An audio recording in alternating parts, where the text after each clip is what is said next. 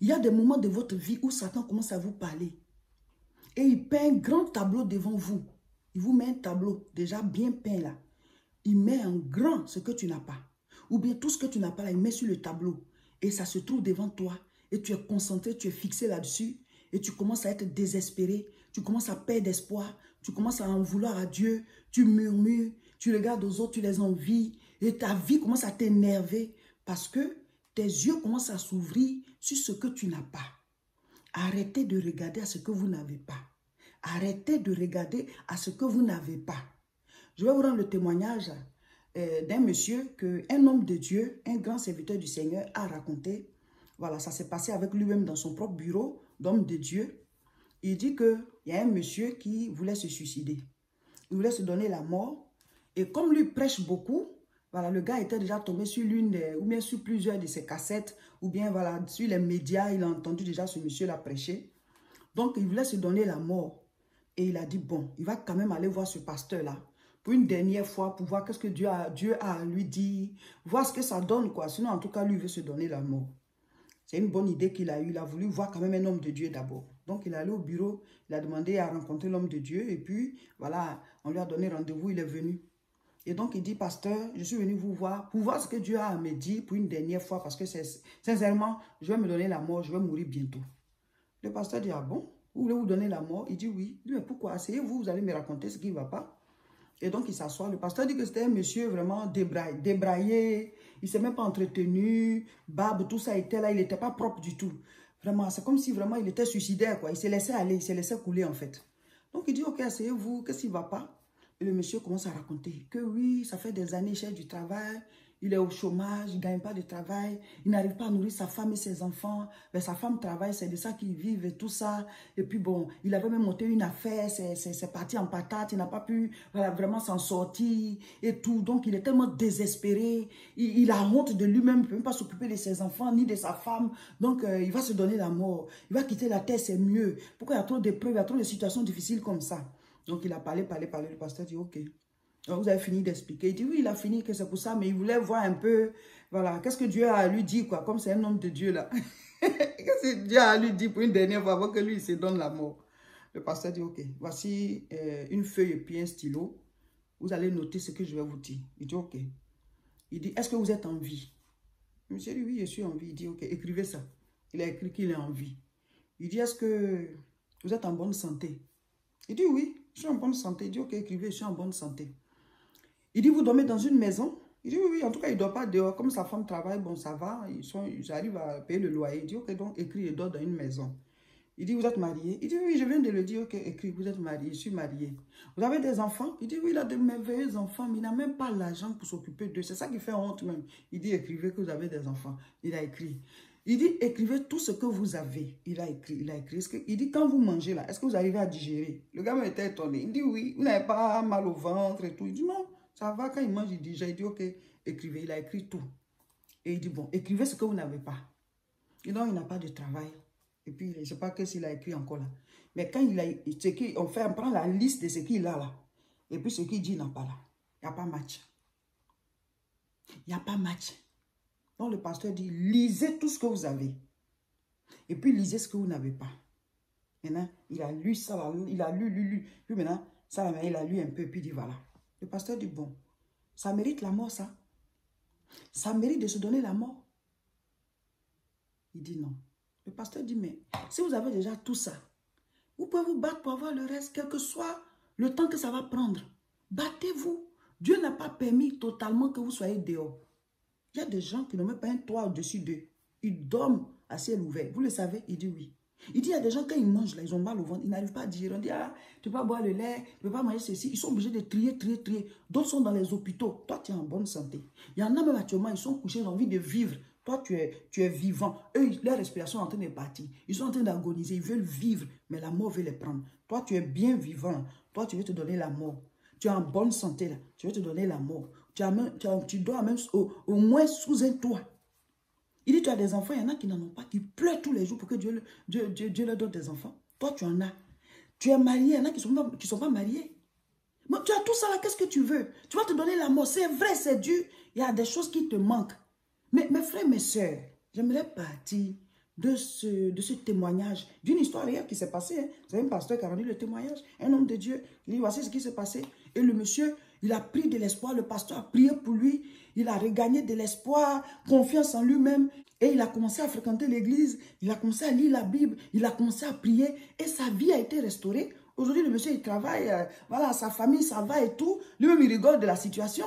Heureusement qu'il a eu l'envie de venir voir d'abord un homme de Dieu et qu'il est tombé sur un véritable homme de Dieu parce qu'il y a aussi des faux qui détruisent le peuple au lieu de prêcher le salut, prêcher la vérité, guérir, délivrer les gens. Non, non, non, quelqu'un est désespéré, va venir te voir. C'est maintenant toi, tu vas conduire la personne dans la tombe.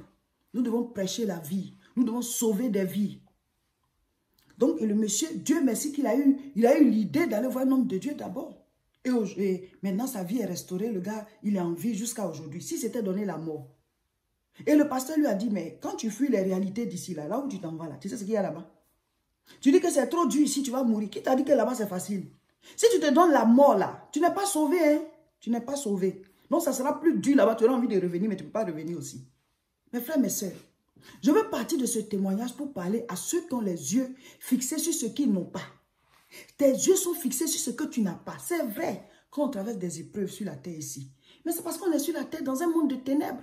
Mais Dieu, il est avec nous. Dieu n'est pas contre nous. Dieu est de notre côté.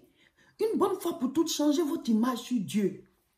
C'est vrai, on peut vivre des épreuves. Lazare, l'ami du Seigneur, il est tombé malade. Donc même en tant que chrétien, on peut vivre des épreuves. Même nous les pasteurs, on vit aussi nos épreuves. Souvent, vous croyez que nous qui prêchons, on n'a pas nos épreuves, on n'a pas aussi nos attaques. On a des épreuves. Mais ce n'est pas pour ça qu'on va dire, ah, mais finalement, Dieu n'existe pas. Hein? On va ramasser les bagages, on va... L'autre côté, là-bas, c'est plus grave. Chez Dieu, ici, chez Dieu, ici, là, c'est mieux. Tu as des petites épreuves, tu as des petites attaques, mais il est là. Mais quand tu sors de la présence de Dieu, là, celui qui est là-bas, le diable, le monde des ténèbres, là, eux, ils ne badinent pas, ils ne jouent pas. Donc, chez le Seigneur, ici, là, c'est mieux, avec les petites épreuves qu'on vit. Mais quand tu vas sortir, là-bas, c'est grave. Donc, en tant que chrétien, on peut avoir des épreuves, mais Dieu, il est là. En tant que chrétien, on peut avoir des épreuves, mais Dieu est là. En tant que même pasteur. Donc, quand quelqu'un vit certaines situations difficiles, pour ça, Dieu n'existe pas. Il faut se donner la mort. Donc, vous oubliez tout ce que vous avez et vous êtes concentré sur ce que vous n'avez pas. C'est vrai que, en tant qu'être humain, on peut faire notre bilan pour dire, bon, il y a tel aspect qui ne va pas, il y a tel aspect qui ne va pas, il y a tel aspect qui ne va pas. Et je vais chercher à rebondir. Par conséquent, quelles sont les résolutions que je prends? Quelles sont les nouvelles manières de travailler ou bien d'agir? Même ma vie spirituelle et tout ça, je dois maintenant, voilà, rebondir. C'est normal de faire ces bilans. Mais ici, je parle du cas où Satan ferme vos yeux sur tout ce que vous avez acquis, sur tout ce que vous êtes, sur tout ce que vous avez bâti, sur tout le niveau que vous avez atteint. Et il va maintenant vous dépeindre tout ce que vous n'avez pas. Il va vous montrer que vous êtes nul. Il va vous montrer que vous êtes en retard. Il va vous montrer que vous ne foutez rien sur la terre. Et vous commencez maintenant à être stressé. Vous commencez à céder à la panique, à regarder à qui évolue, qui vous a laissé. Ce n'est pas cette vie-là que Dieu veut. Entre nous, ce n'est pas cette vie-là que Dieu veut. Dieu ne veut pas que tu cèdes à la panique. Dieu ne veut pas que tu sois troublé. Dieu ne veut pas que tu sois troublé. Il a dit dans sa parole que votre cœur ne se trouble point. On peut faire notre bilan et puis chercher à rebondir. Mais s'asseoir pour fermer les yeux sur tout ce qui est positif et ouvrir les yeux sur ce qui est négatif, ça, c'est l'œuvre du diable. C'est l'œuvre du diable. Mon frère, ma soeur, ce que tu as déjà là, c'est un sujet de prière pour quelqu'un d'autre. Ce que vous avez déjà acquis, le niveau que vous avez, là où vous êtes arrivé, la vie que vous avez, ce sont les sujets de prière de d'autres personnes qui prient pour ça tous les jours. Mais vous êtes déjà à ce niveau. Donc, bénissez déjà Dieu pour ça. Vivons dans une vie de gratitude. Seigneur, je te rends gloire. Je suis reconnaissant pour ce niveau où je suis. Maintenant, je me bats pour le niveau supérieur. Aide-moi. Vous voyez, c'est pour ça qu'il faut prendre sa vie chrétienne au sérieux. Tu pries et tu agis. Tu pries et tu agis. Comme ça, le spirituel est dégagé et physiquement, les actes que tu poses, il aura des résultats. Mais quand on badine, on joue, on plaisante avec sa vie chrétienne, là, on est en retard parce que le monde spirituel nous met des barrières sur le chemin. Donc, à un certain moment, Satan vient et il commence à te parler comme il a parlé à Jésus. Quand Jésus faisait son jeûne, là, Satan vient lui dire, regarde, tu as faim là, transforme les pierres qui sont là en pain, tu vas manger. Jésus dit, mais l'homme ne se nourrit pas seulement de pain. Hein. Tu dis que j'ai faim, mais à tout moment, je suis me nourrir de la parole de Dieu. Donc, c'était parole contre parole. Quand Satan parle, Jésus répond. Il est écrit, et finalement, Satan est parti. Donc, il y a des fois, vous êtes assis, Satan vient parler dans vos pensées là. faut sortir la parole. Il faut sortir la parole pour contrecarrer ce qu'il vous dit. Pour contrecarrer ce qu'il vous dit. Sinon, à un certain moment, il va dépeindre tout en noir autour de vous. Tout va paraître négatif. Vous allez être dans un tableau d'échec total. Et maintenant, vous devenez suicidaire. Et maintenant, vous cédez à la panique. Ou alors, vous devenez jaloux. Vous en voulez aux autres. Vous ne voulez pas que les gens réussissent. Parce que finalement, vous vous sentez en retard et tout. C'est pas ça que Dieu veut. C'est pas ça que Dieu veut, mes frères, mes sœurs. Ouvrez vos yeux sur ce que vous avez déjà. Matthieu chapitre 4 à partir du verset 2. Après avoir jeûné 40 jours et 40 nuits, il eut faim. On parle du Seigneur Jésus. Le tentateur s'étant approché, lui dit, « Si tu es fils de Dieu, ordonne que ces pierres deviennent des pains. » Jésus répondit, « Il est écrit, l'homme ne vivra pas de pain seulement, mais de toute parole qui sort de la bouche de Dieu. » Verset 5. Le diable le transporta dans la ville sainte et le plaça sur le haut du temple. Et lui dit, « Si tu es fils de Dieu, jette-toi en bas, car il est écrit, il donnera des ordres à ses anges à ton sujet, et ils te porteront sur les mains, de peur que ton pied ne heurte contre une pierre. » Jésus lui dit, « Il est aussi écrit, tu ne tenteras point le Seigneur ton Dieu. » Le diable le transporta encore sur une montagne très élevée, et lui montra tous les royaumes du monde et leur gloire, et lui dit, « Je te donnerai toutes ces choses si tu te prosternes et m'adores. » Jésus lui dit, « Retire-toi, Satan, car il est écrit, tu adoreras le Seigneur ton Dieu et tu le serviras lui seul. » Alors le diable le laissa. Amen. Et voici des anges vinrent auprès de Jésus et le servirent.